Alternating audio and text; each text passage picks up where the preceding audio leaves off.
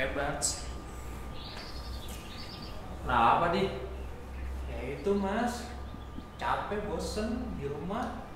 Yang gue pikir mah tadinya ya kerja di rumah bisa santai-santai, ya ngobrol sama papa, ngobrol sama mama, ya kan tugas makin dikit. Tapi kenyataannya tugas makin banyak, deadline-nya makin sempit. Bingung mas mau ngapain lagi sumpah. Gak tau mau ngapain. Iya ya. Kenapa kita harus menjalani hidup yang penuh dengan rutinitas? Kenapa nggak hidup slow aja gitu, nyantai, mengalir kayak air, nggak perlu sekolah, nggak perlu kuliah, nggak perlu belajar. Tapi kalau dipikir-pikir, enaknya jadi Tuhan Yesus kayak nggak punya tanggung jawab gitu mas. Nggak disuruh belanja ke sini, nggak disuruh nganterin nyokap ke pasar, nggak ada deadline. Hidupnya kayak enak banget ya. Sebentar, kata siapa hidup di zaman Tuhan Yesus itu enak? Jika kita melihat perjalanan kehidupan Tuhan Yesus, kita sebenarnya memperoleh keteladanan bahwa Tuhan Yesus senantiasa taat melakukan segala tugas panggilannya, segala tanggung jawabnya.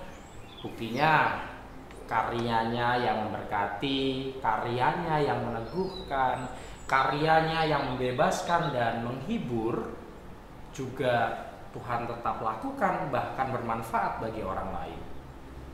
Misalnya kita lihat dalam Yohanes 17 ayat 4 yang merupakan bagian dari doa Tuhan Yesus untuk murid-muridnya.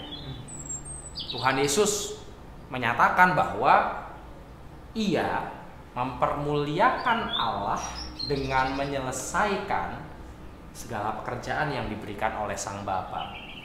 Meskipun dalam perjalanan melakukan karyanya ada banyak hambatan yang harus dihadapi, itu tidak menyurutkan Tuhan Yesus, tidak membuat Ia putus asa, tetapi Ia menuntaskan karyanya meski harus sampai mengalami kematian.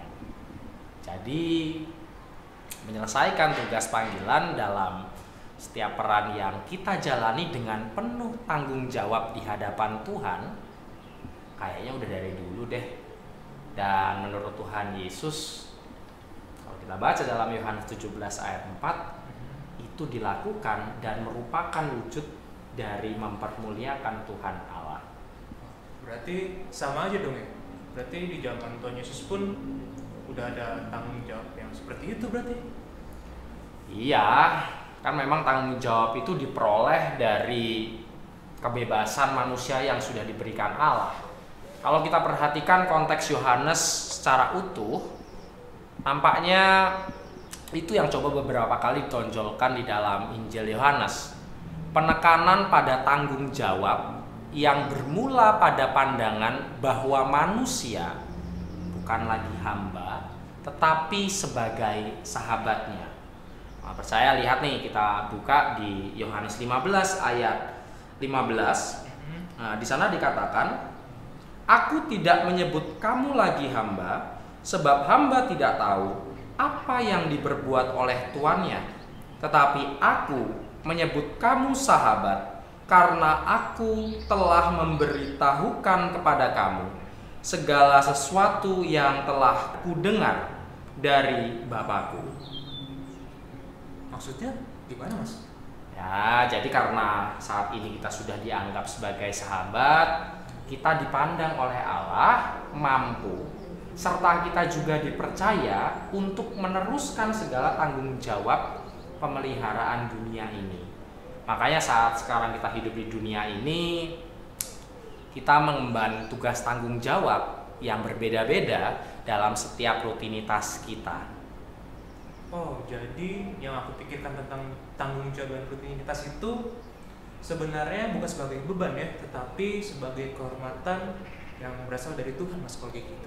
Iya, kayaknya sih kalau kita melihat dari konteks Injil Yohanes dan bacaan yang baru saja kita baca, kita seolah-olah mendapat kesan bahwa tanggung jawab itu adalah sebuah tugas sekaligus kehormatan yang diberikan oleh Tuhan. Terlebih ketika kita melihat teladan dalam kehidupan Tuhan Yesus, kita pun seolah-olah diajak dipulihkan sebagai mitra Allah.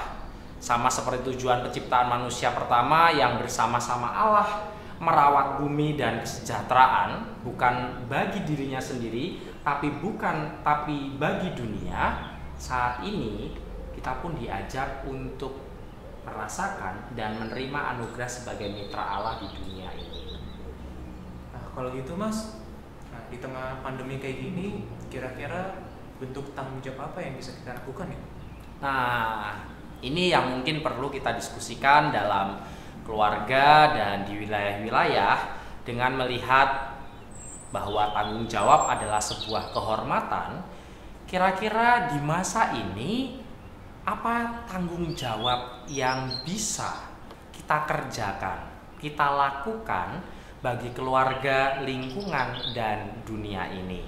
Silakan Bapak Ibu mendiskusikan pergumulan ini, dan biarlah kita tetap merasakan bahwa apa yang kita lakukan adalah sebuah tugas panggilan yang berasal dari Allah.